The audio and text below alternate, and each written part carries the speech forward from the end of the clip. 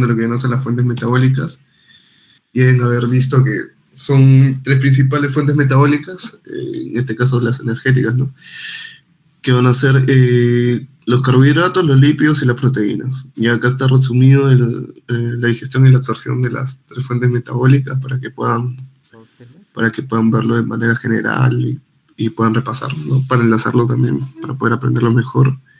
Vamos a empezar con lo que viene a ser la absorción de los carbohidratos.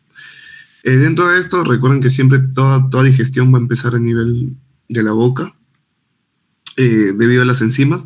Hay libros que dicen que en la boca solo existe la amilasa salival, ¿no? Y que no hay como tal una lipasa salival, pero hay otros que sí lo hablan, así que a nivel general se habla de que la digestión inicia en la boca. Entonces, en los carbohidratos vamos a ingerir, entonces toda ingestión de carbohidratos ingresa como polisacáridos. En este caso el más común va a ser el almidón. También van a ingresar disacáridos como la sacarosa, la lactosa en la ingesta de los alimentos.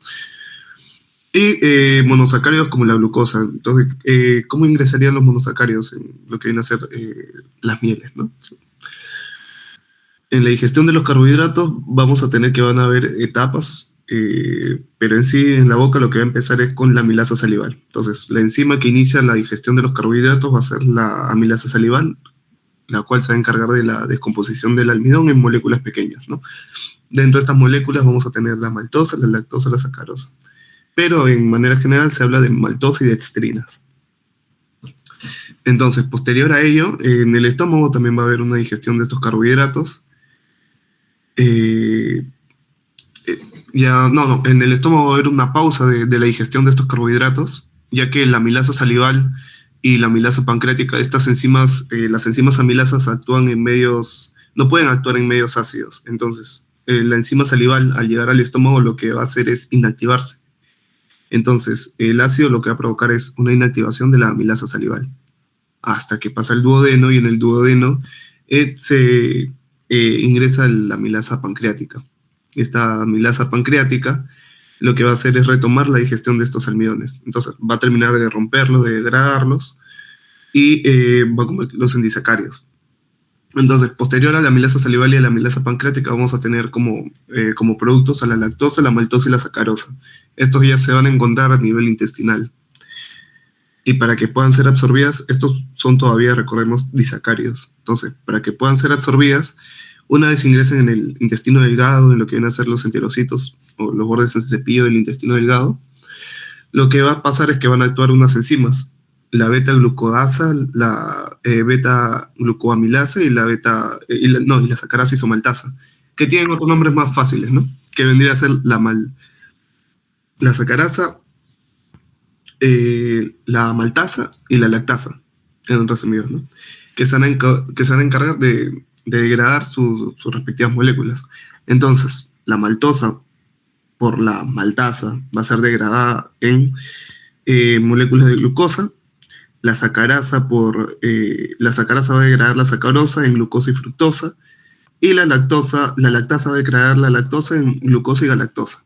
Ahora, acá es importante saber por qué lado va a pasar o sea, por qué transportador va a pasar o va a suceder la absorción de estos monosacáridos. Entonces, a nivel de la luz intestinal tenemos que ya tenemos los monosacáridos, entonces tienen que ingresar a la célula. Para que ingresen a los enterocitos, estos monosacáridos tienen que ser absorbidos por medio de transportadores. Entonces, los transportadores que van a encargarse de absorber o dejar ingresar a la célula la galactosa, la glucosa y la galactosa y la glucosa va a ser el SGLT1. Este cotransportador dependiente de sodio va a dejar que pasen estos monosacáridos. Y la fructosa va a pasar por medio del GLUT2. Ahí hubo un error, es el GLUT5, está bien. Por medio del GLUT5. Ya dentro del enterocito, para que puedan pasar al capilar, van a pasar a través del GLUT2. El GLUT2 es lo que va a permitir que pasen, ¿cómo se dice?, todos los monosacáridos a través, o ingresen al torrente sanguíneo, ¿no? Y para que puedan seguir toda su vida, ¿no? Y lleguen a la vena porta, y lleguen al hígado y sean almacenados por medio de la vena porta. Bien. Acá ¿Qué podemos diferenciar en la cuestión de los transportadores? Primero que el SGLT1 es un cotransportador. Entonces, las células van a entrar, una vez haya sodio que se una al SGLT1, va a permitir el ingreso de la galactosa y de la glucosa. A diferencia del GLUT5, que el GLUT5 es un transportador que no es dependiente. El GLUT5 lo que va a permitir es que la fructosa entre a través de difusión. Entonces, el GLUT5 actuaría como una molécula que permite la difusión facilitada. Ahora, vamos a tener a los lípidos. A ver, creo que le puedo hacer zoom. No, no le puedo hacer zoom. Ya. Entonces, vamos a tener a lo que vienen a ser los lípidos. En la cuestión de los lípidos también se dice que inicia en la boca, ya que va a existir o tenemos la lipasa lingual. Entonces, existe la ingesta de lípidos, ¿no? Que dentro de estos vamos a tener ingesta de triglicéridos, fosfolípidos, colesteroles.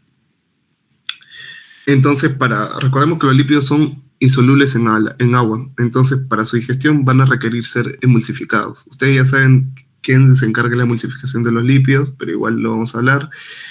Dentro de la boca, en la ingesta de los lípidos va a iniciar con la lipasa lingual. Entonces va a continuar su trayecto por el tubo digestivo y va a llegar al estómago. Dentro del estómago, hablamos que lo que viene a ser carbohidratos no va a actuar o no va a haber enzimas que actúen en la digestión de carbohidratos a nivel del estómago por el ácido, porque es un medio ácido, a diferencia de los lípidos, que en los lípidos sí hay una lipasa gástrica. Entonces, esta lipasa gástrica también va a actuar sobre los lípidos, degradándolos, pero su acción es mínima. Y luego vamos a seguir en el intestino delgado. Ya en el intestino delgado, a nivel de duodeno, va a actuar lo que vienen a ser los ácidos biliares, ¿no? Que van a ser secretados por la vesícula biliar, la famosa bilis, que se va a encargar de emulsificar las grasas. Ahora, la emulsificación es convertir lípidos grandes en lípidos pequeños, en pequeñas gotitas, ¿no?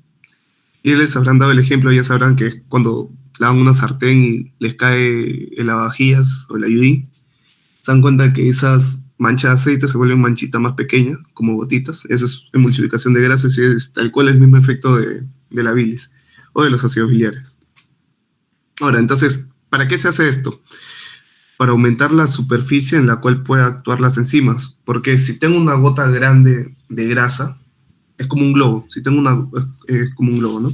Si tengo un globo grande, las enzimas no van a poder actuar correctamente porque es una gran masa. En cambio, teniendo masas más pequeñas, las enzimas pueden actuar de forma eficiente en esos globos de lípidos, en esos globos de grasas. Entonces, las sales biliares van a favorecer esta formación de estos globitos. Y estos globitos, ya si han llevado biología molecular, deben saber que se llaman micelas. Estos globitos son las famosas micelas, ¿no? Que son como pequeñas membranas que se forman a través de grasa. Entonces, las micelas van a permitir que son pequeñas estructuras, los globitos resultados de la emulsificación de los ácidos grasos, que van a permitir una acción más eficiente de la lipasa pancreática. Entonces, la lipasa pancreática va a actuar sobre estas gotículas emulsificadas, sobre los triglicéridos, y los va a descomponer en ácidos grasos libres y monoglicéridos.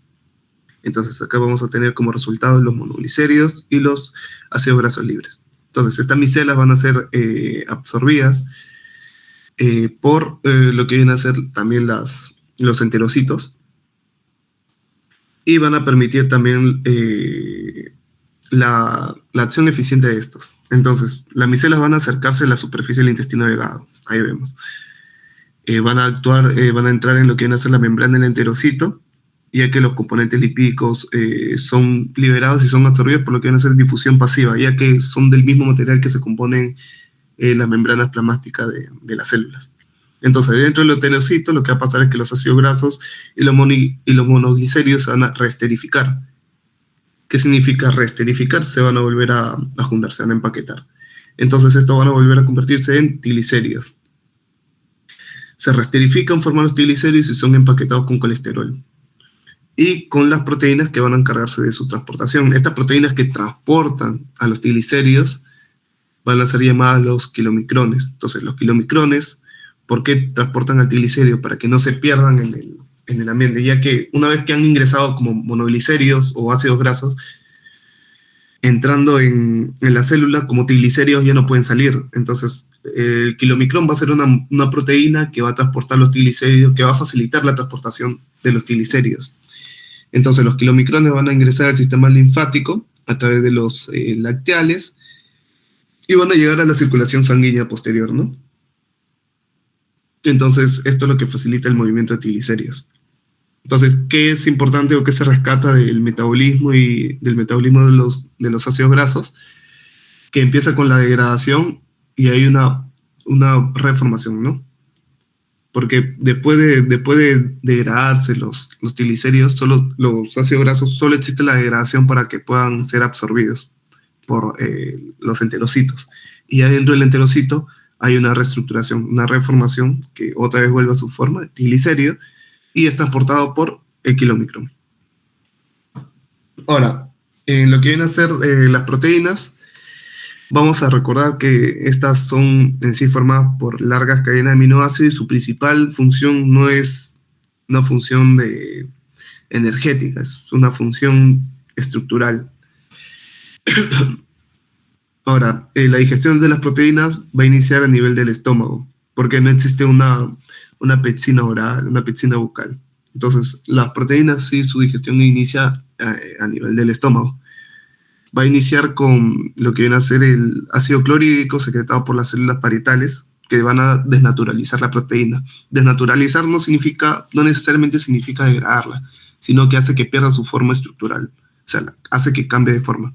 ¿Y esto por qué es importante? Porque al perder su forma estable en las proteínas, lo que va a permitir es facilitar la descomposición por enzimas. Ahí es donde entra también la pepsina. Entonces, la pepsina actúa más eficientemente dentro de proteínas desnaturalizadas por el ácido clorhídrico del estómago. Entonces, la pepsina es secretada en forma de pepsinógeno por las células principales y se activa por el ambiente ácido del estómago. Esto ya es fisiología. Después, después del estómago va a pasar a lo que viene a ser el duodeno, el intestino delgado, y las proteasas pancreáticas, ya sea la tripsina, la quimiotripsina y la carboxipeptidasa van a actuar dentro de esta. Esto se le dicen las proteasas pancreáticas. Entonces, las proteasas pancreáticas van a actuar y van a continuar la digestión de las proteínas. Entonces, tenemos que las proteínas han sido separadas en cadenas largas por la pepsina y adentro del intestino delgado van a volverse oligopéptidos y aminoácidos. Estos oligopéptidos, dipéptidos o tripéptidos van a pasar a lo que viene a ser van a seguir su trayecto por el intestino delgado y las pepsidasas dentro del borde del cepillo o dentro de los enterocitos, del cepillo de los enterocitos, van a descomponer los oligopéptidos en dipéptidos y tripéptidos a aminoácidos libres que van a permitir o que van a ser absorbidos. Ahora, los dipéptidos y tripéptidos van a entrar a través de lo que van a ser cotransportadores dependientes de sodio. Estos también van a ser absorbidos por cotransportadores específicos, que van a ser los dependientes de protones. A ver, un momento, chicos. Estoy con una clase paralela, una disculpa.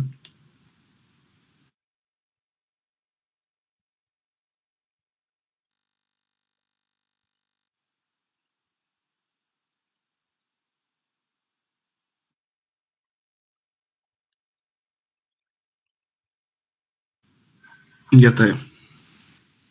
Ahora sí, continuando. Los dipéptidos y tripéptidos van a ser absorbidos por el PET1, ¿ya? Entonces, lo principal es esto, van a ser absorbidos por el PET1 o también van a existir otros transportadores. Ahora, dentro de los transportadores que van a absorber los aminoácidos, vamos a tener que van a existir dos tipos.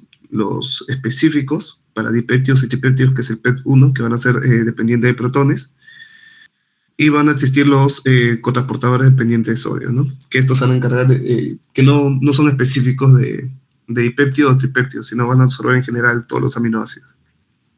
Ahora, una vez estén dentro de las células, estos oligopéptidos van a tener que ser degradados también. Entonces va a haber una peptidasa intracelular dentro del enterocito que va a terminar su degradación en aminoácidos. Entonces estos aminoácidos, ya una vez degradados, van a ser absorbidos por la circulación sanguínea. Y toda esta absorción, toda esta digestión, todo termina en un mismo lugar. Entonces, todos son llevados a los capilares, específicamente a las venas, y que van a terminar en las venas portas, donde las proteínas van a ser utilizadas. Entonces, si algo tiene en común la digestión y absorción de todas las fuentes metabólicas, es que todas van a terminar o todas van a ser llevadas al hígado. Van a ser llevadas al hígado a través de las venas portas. ¿Ok? Ahora, lo que sí he visto, lo que sí es importante este cuadro, porque en sus exámenes del año pasado y del anteaño pasado, he visto que han preguntado mucho lo que vienen a ser los transportadores. Ustedes no tienen examen práctico, ¿no? ¿O sí tienen examen práctico? Ah, no, no, no, solo es teoría. Solo es teoría, ya. Miren, antes han tenido examen práctico, así que no sabría si les vendría alguna pregunta de los exámenes prácticos pasados, pero por si acaso les diría que estudien también este cuadro que es acerca de los transportadores en lo que viene a ser la absorción de carbohidratos, que en sí hay, en estos transportadores sí ha venido bastante, o antes venían los prácticos, así que por si acaso les he dejado este cuadro, ¿no? Ahora, para que sepan, esto que ha sacado los doctores, que veo que repiten mucho este cuadrito para hablar de ayuno, es de un artículo. Te voy a pasar el artículo para que lo puedan leer. No sé si el doctor les ha pasado el artículo, pero en lo que viene a hacer cuando vimos el repaso de a la escuela de Pharma y de Nutri, sí nos llegaron a dar el artículo del cual sacaron esta información, ¿ya? De ahí les paso su legado para que le puedan dar una leída. Son, creo que, 4 hojas nomás, porque ahí sacan toda la información de lo que viene a ser ayuno. Todo lo que es ayuno, sacan la información de ahí. Ya, hasta acá, ¿alguien tiene alguna pregunta? Después vamos a hacer preguntas igual. De hecho, hay 5 preguntas que son parecidas a los que le vienen en el examen y según nos dijo el doctor, les van a venir casos clínicos. Y también tengo un caso clínico, ¿no? Para, para explicarles ya todo resumido. ¿Hasta acá alguien tiene alguna duda? O si no, al final también la pueden dejar. Ya. Continuamos. Y ya bien. Ahora, para hablar de lo que viene a ser ayuno, tenemos que entender que vamos a hablar de fase posabsortiva, glucogenólisis, gluconeogénesis, cetogénesis y oxidación de ácidos grasos. Es importante tener bien entendido lo que es cada uno, porque en base a ello van a ser las preguntas, ¿no? Entonces tienen que entender bien claro esto. Cuando hablan de fase posabsortiva, van a hablar exclusivamente en la primera fase, la ingesta de comidas. Entonces van a hablar de alrededor de 4 a 6 horas. Acá le ponen 6 horas, pero es un rango de 4 a 6 horas. Entonces lo que va a pasar acá o en la fase posabsortiva, para hacerlo corto, va a haber una disminución de la insulina y aumento del glucagón. ¿Ya? Entonces esto va a suceder en la fase posabsortiva. La disminución de la insulina va a suceder porque van a disminuir los niveles en glucosa en sangre, la insulina, la secreción de insulina va a disminuir y van a activarse otros procesos para la movilización de todo lo que hemos visto anteriormente, que son la absorción de las fuentes metabólicas. Ahora, y en lo que va a haber el aumento del glucagón va a ser dado por el páncreas, que va a ser una respuesta a los bajos niveles de glucosa en sangre. Entonces, ¿qué significa? Van a activarse las vías metabólicas que van a producir la glucosa. ¿Y estos que van a chapar? Las vías metabólicas que producen glucosa, ¿qué es lo primero que hacen? ¿Agarran de lo que comemos? No, primero agarran de las reservas corporales. Entonces, acá entra a la glucogenólisis y la gluconeogénesis. Entonces, en la fase posabsortiva solo va a haber 2 cosas: disminución de la insulina y aumento del glucagón. ¿Ok? Ahora, en la glucogenólisis, lo que va a pasar es que va a haber ya, en la glucogenólisis lo que va a pasar va a ser la regulación del glucagón. Va a haber una regulación del glucagón. Porque ya vimos que en la fase posabsortiva se activa el glucagón. Entonces, en la glucogenólisis lo que va a pasar es que se va a chapar el glucógeno lo que se está almacenando en forma de almacenamiento, en hígado y en músculos, y se va a descomponer para liberar la glucosa. Entonces, el glucógeno, que se ha hablado que se ha secretado glucagón, se necesita energía, el cuerpo necesita energía, entonces ya que hay una baja insulina. Lo primero que chapa es las reservas, y hay dos reservas, la reserva muscular y la reserva hepática, entonces tenemos el glucógeno muscular y el glucógeno hepático. Entonces, este se va a descomponer para poder liberarse en sangre. ¿Y esto por qué se regula? Por el glucagón, por el proceso anterior. Y luego va a seguir, y luego tenemos la gluconeogénesis, ¿no? Que va a ser el proceso de que si ya no hay en las reservas, si ya no hay en las reservas nada almacenado, se necesita buscar glucógeno, se necesita crear otra vez glucosa de precursores que no son de la glucosa. Entonces ya no tenemos reserva de energía. Si ya no tenemos reserva de energía, tenemos que chapar de otras fuentes, ¿no? Ya no de carbohidratos. Entonces, de dónde vamos a chapar? De los que provienen de la degradación de ácidos grasos. Recordemos que la degradación de fuentes metabólicas viene así. Primero los carbohidratos, segundo los lípidos, tercero las proteínas. Ya no hay carbohidratos, ¿de dónde vamos a chapar? De las proteínas, de lo que queda del metabolismo de las proteínas. Entonces vamos a tener que se va a chapar el glicerol, que va a provenir de lo que viene a ser la lipólisis, y también se pueden agarrar algunos aminoácidos. Entonces, este proceso, ¿dónde se da? En el hígado. Y lo que va a pasar es que este proceso solo se da en ayunos prolongados. Entonces, es importante que rescaten esto, que este proceso se dé en ayunos prolongados. Y cuando las reservas de glucógeno están agotadas, tanto muscular como hepática. Y en lo que viene a ser la cetogénesis, es que ya va a haber una producción específica de cuerpos cetónicos. Esto también se da en el hígado. Entonces, lo que se busca en la cetogénesis es que suceda la beta-oxidación de los ácidos grasos. ¿Por qué? Porque esta beta-oxidación de ácidos grasos va a activarse cuando la reserva de glucógeno se va a agotar. Entonces, tenemos que ya no hay residuos de las otras fuentes metabólicas porque ya se han agotado en la gluconeogénesis para generar glucosa a través de los residuos metabólicos del metabolismo de los aminoácidos o de las proteínas y de los lípidos. Ya no se puede formar nueva glucosa. El cerebro necesita, porque el cerebro necesita glucosa para funcionar. Entonces, ¿qué se va a hacer? Se va a empezar a crear, se va a entrar en cetogénesis para crear cuerpos cetónicos. Y esto es cuando el cerebro empieza a depender de los cuerpos cetónicos como fuente de energía. Esto también sucede en ayunos prolongados. Entonces, cuando hay ayunos prolongados, va a suceder lo que viene a ser la cetogénesis, utilizando los cuerpos cetónicos como fuentes de energía. Y en la oxidación de ácidos grasos también va a ser conocida como la beta-oxidación, que va a ser en el cual los ácidos grasos se van a descomponer para generar energía, ¿no? Que van a ser utilizados en el ciclo de Krebs y en las cadenas de transporte de los electrones para producir ATP. Esto va a ser dado dentro de las mitocondrias. Y la importancia de esta es que va a funcionar como una fuente de energía, ¿no? En ayunos prolongados también, o en ejercicios intensos. Ya, entonces tienen que separar o tenemos que entender en qué proceso se utiliza esto. ¿Por qué? Porque ustedes dirán que hay una persona normal o una persona no entra en ayuno prolongado, pero, por ejemplo, había una pregunta en un examen práctico, recuerdo, no, se ha repetido 2, 3 veces, o sea, diferentes, pero hablando de deportistas, porque los deportistas que tienen que tener un control de peso constante sí tienen que pasar por ayunos prolongados. Ahora bien, vamos a iniciar con las preguntas. En lo que viene a hacer metabolismo en fuentes metabólicas o en digestión, les preguntan por ayuno,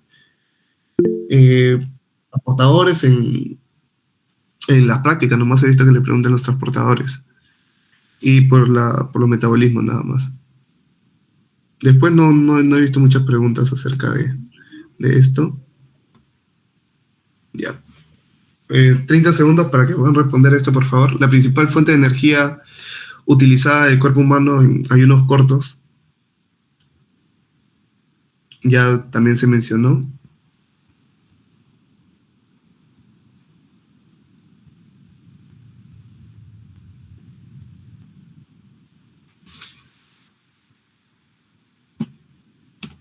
Exacto, es la letra B. Bien, primero se había dicho que hay dos tipos de glucógeno, tanto el muscular como el hepático. ¿Por qué primero es el hepático? Recordemos que el cuerpo busca la eficiencia, entonces el hígado siempre está lo que viene a ser metabolizando los carbohidratos, los lípidos y las proteínas. Entonces el hígado es el que se va a encargar de redistribuir el glucógeno que sobra. ¿Qué me conviene más? ¿Que me gaste las reservas que están en el almacén del hígado, que puedo llenarlas otra vez, o que me gaste las reservas que están en el músculo?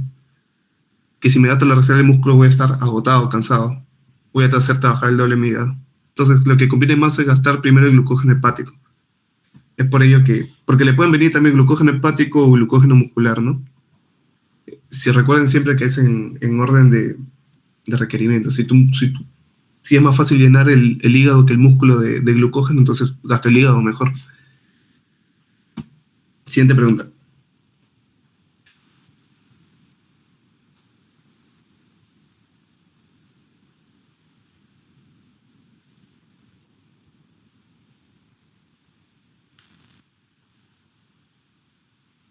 Ya, miren, acá estamos hablando de ayuno de más de 48 horas.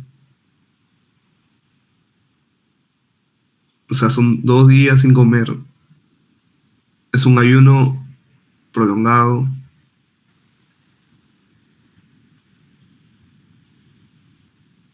No está hablando del cerebro, está hablando específicamente del cuerpo. Bien, la clave es la oxidación de ácidos grasos. Y en ayuno prolongado recordemos que ya no tenemos glucógeno muscular, no tenemos glucógeno hepático, se han acabado todas las reservas. Entonces, si se han acabado las reservas, ¿qué busca el cuerpo? Oxidarse. ¿Oxidar qué significa? Degradar. Entonces el cuerpo va a estar oxidándose, degradándose. ¿Y qué es lo primero que se degrada después? Los carbohidratos, los lípidos, las grasas, toda la grasa almacenada en el cuerpo, toda la grasa que tiene almacenada en el cuerpo se va a empezar a oxidar. Y esta oxidación se da para convertirla en energía, ¿no? A ver.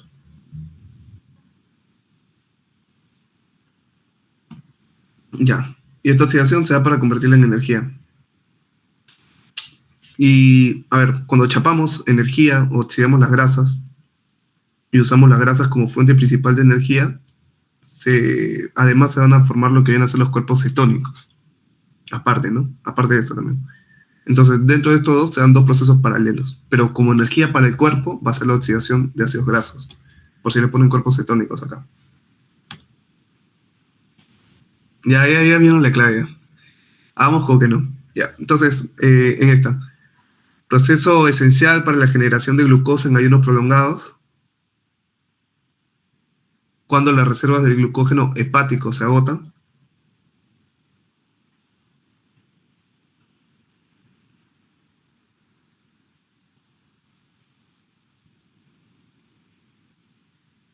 Acá no estamos hablando, a ver, ya sabemos que es gluconeogénesis, pero ¿por qué no es beta-oxidación, ¿no? O oxidación de ácidos grasos. Miren, porque se está hablando de que se está buscando generar eh, nueva generación de glucosa. Entonces se está hablando del proceso que genera glucosa, no del proceso que degrada ácidos grasos. Está hablando específicamente de la generación de la glucosa.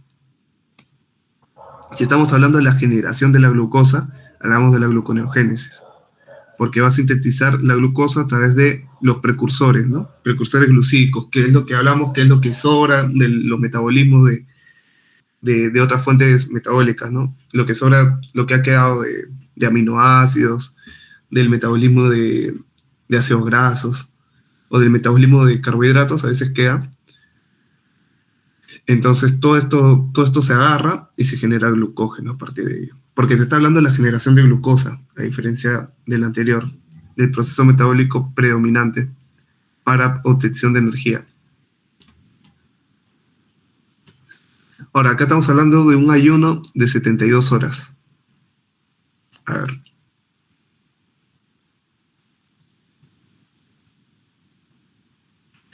Paciente en ayuno prolongado de 72 horas muestra un aumento en los niveles de cuerpos cetónicos en sangre y orina. ¿Cuál es la razón principal metabólica detrás de este hallazgo? 3, 2, 1. La D. El incremento de lo que viene a ser la oxidación de ácidos grasos y la síntesis de cuerpos cetónicos. Se ha hablado de un ayuno prolongado. Tengan siempre en cuenta cuando se hablan de días, mientras cuando se habla de 2 días a más de ayuno, ya empecemos en lo último, ¿no? Que es beta-oxidación y cetosis, ¿no? Entonces, hablamos de cuerpos cetónicos y de beta-oxidación ya cuando el ayuno es prolongado, pero muy prolongado ya. En este caso vamos a ver que ya, como dije, no hay, igual que el caso, que la pregunta 2, si no me equivoco, ya no hay reserva de glucógeno, no hay glucógeno hepático, no hay glucógeno muscular, entonces el cuerpo va a oxidarse. Podemos llamar cuando el cuerpo oxida las grasas porque ya no tiene nada de glucógeno, es la beta-oxidación. Entonces tenemos acá beta-oxidación.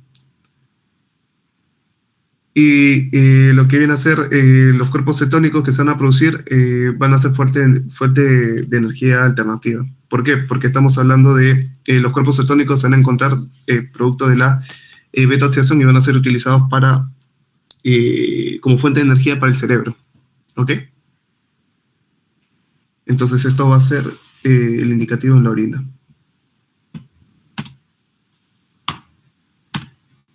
Ya.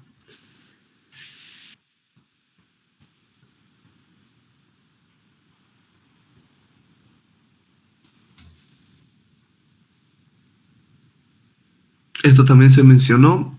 Justamente cuando hablas de fuentes metabólicas también se pueden hablar de fuentes energéticas porque todas son utilizadas como energía. Se las puse en orden de prioridad, cuál se gasta primero, cuál se gasta último. Entonces, si tenemos un ayuno muy prolongado, ya la persona no tiene, imagínense una persona en el desierto, no tiene ya no tiene glucógeno en el cuerpo, se gastó todo, ya no tiene grasa, ya se gastó toda la grasa. ¿De dónde va a sacar energía? ¿De dónde va a sacar fuentes metabólicas? No tiene comida. ¿Qué le queda?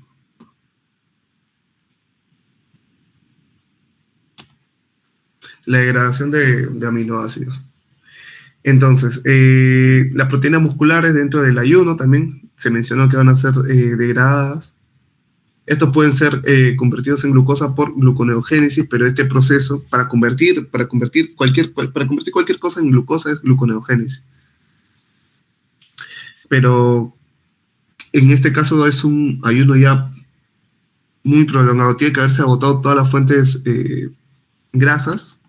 Primero se agotan las fuentes de carbohidratos, segundo las fuentes grasas y por último se usan las proteínas, porque las proteínas son el componente estructural. Entonces,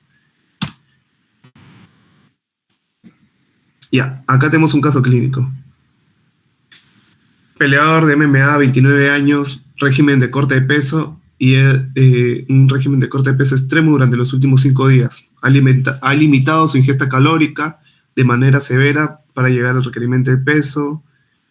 Y se habla de que después de un ayuno de 48 horas comienza a experimentar fatiga intensa, mareos, debilidad muscular. ¿Cuál es la razón? No, ¿cuál es la principal fuente metabólica que su cuerpo está utilizando? Ya han pasado 2 días. Es un ayuno prolongado.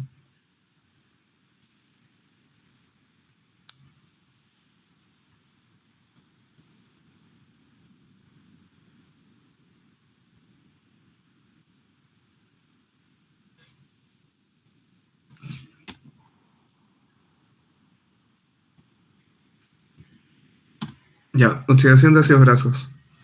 Ya, cuando hablamos de 2 días a más es un ayuno prolongado. Acá ya no hay reserva de glucógeno hepático. Siempre. Después de 2 días no hay reserva de glucógeno hepático porque estamos hablando de 2 días sin ingesta calórica. Entonces el cuerpo ya no tiene fuentes, entonces lo que busca es chapar o oxidarse. El cuerpo se oxida, ya no hay nada almacenado. Entonces empieza a oxidar grasas para poder convertirlas en fuentes energéticas. Y esto es lo que le genera la fatiga, ¿no? La fatiga muscular, la debilidad muscular.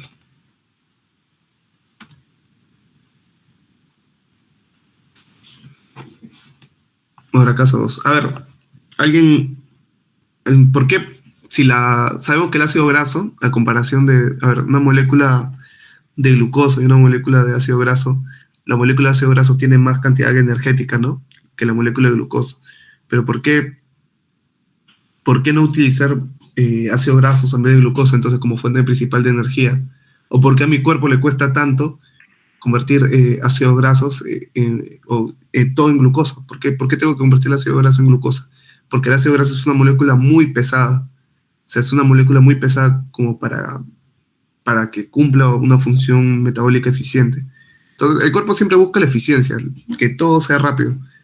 Es por ello que, aunque las grasas tengan más energía, el hecho de convertirlas hace un gran gasto a mi cuerpo. Por eso es que si hay la famosa dieta keto, ¿no? Por más que haya ingesta solo de grasas y no haya carbohidratos, va a haber una fatiga de por medio porque mi cuerpo está trabajando el doble para poder procesar esas grasas. Y todo termina siendo glucógeno igual, pues mi cuerpo no va a cambiar el glucógeno por grasa, entonces siempre va a buscar convertirlo porque es la molécula más eficiente. Ya, ahora tenemos que la misma persona ha ayunado 24 horas más.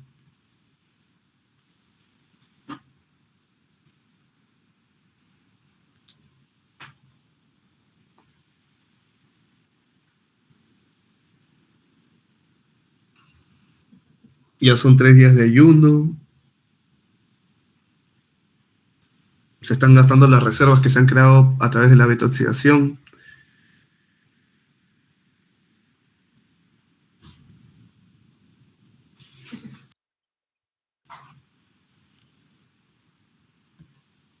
La C también. A ver, cuando te hablan específicamente de cerebro, también pueden hablar de corazón, ojo. A ver, el músculo cardíaco es distinto al músculo esquelético de todo el cuerpo. El músculo cardíaco también puede llegar a utilizar cuerpos cetónicos. Esto también es algo que deben remarcar. Tanto el cerebro como el músculo cardíaco pueden utilizar cuerpos cetónicos como fuente de energía cuando hay un ayuno muy prolongado. Ya. Tenemos esta última pregunta. Ahora, agrega un día más de ayuno, calambres musculares, todo esto. Ya, ¿cuál es el proceso metabólico que ha disminuido significativamente como resultado del ayuno prolongado? Que explicaría la falta de energía rápida disponible en el ejercicio de alta intensidad. Hemos hablado que en los ejercicios de alta intensidad también hay hay la beta-oxidación por una sobreexigencia, pero en este caso hay ejercicios de alta intensidad y un ayuno de más de 3 días. ¿Qué proceso está alterado? ¿Qué proceso metabólico está alterado? La C, la C, la C. Ya. La B. A ver, ¿por qué estaría alterado la B y no la otra? La glucogenólisis hepática va a suceder porque va a haber gluconeogénesis, porque está chapando de donde sea. Ya no ha comido nada, chapa del músculo también, está chapando la proteína, está degradándola y está convirtiéndola en glucógeno.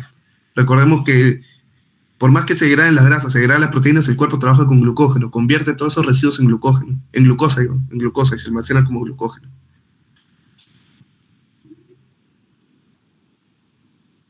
Se alteraría la B porque, a ver, los ejercicios de alta intensidad necesitan una glucosa en el músculo.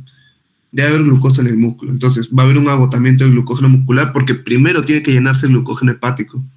Si no hay glucógeno hepático lleno, mi hígado no está lleno, no hay cómo redistribuirlo al músculo. Entonces va a haber una reducción en lo que van a ser la glucogenólisis muscular. Porque ni a la justa puede hacer glucogenólisis hepática. Son 3, 4 días, 5 casi, ya sin de ayuno. Es por eso que si ustedes se dan cuenta, no sé si han visto fotos de gente que pelea antes y después de un pesaje, al momento del pesaje ya flacos, es que no hay glucógeno muscular. Entonces, ¿qué sucede con esa célula muscular? Pierde la forma, pierde fuerza, pierde todo. Y en orden de prioridad, ¿qué prefiero llenar primero? ¿Mi hígado o mi músculo? Mi hígado, porque mi hígado va a redistribuir a lo demás. Si no puedo llenar el hígado.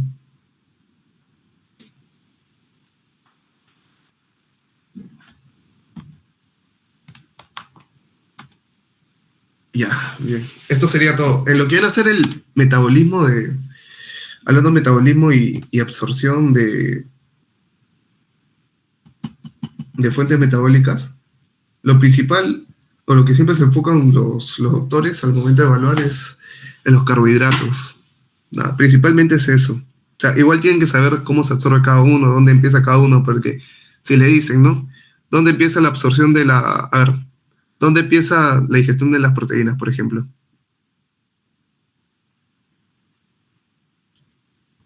Si les ponen como alternativa boca y marcan boca, mucosa oral, así, no, tienen que recordar, pues, tienen que recordar eso. Las proteínas no se degradan en la boca, no existe proteasa salival, ya lo habíamos hablado. En el estómago, sí, pues. Entonces, ¿con qué sucede? ¿Con qué proceso inicia la digestión de las proteínas? Se secreta ácido. ¿Por qué? Porque el pepsinógeno, ¿con qué se activa? Para convertirse en pepsina, ¿no? ¿Con qué se activa? Con el ácido. La proteína, ¿con qué se desnaturaliza? Con el ácido. Entonces, ¿qué les puede preguntar también? Si hay una persona que está tomando un inhibidor de bomba de protones, ¿no? Un omeprazol, ¿qué proceso puede verse alterado? ¿Qué hace el inhibidor? Les ponen, ¿no? O sea, si les ponen cosas así, como inhibidores, fármacos, porque les pueden preguntar como ejemplo, lo que le van a poner, les van a explicar qué hace, pues. No le van a poner y le van a dejar así a su suerte.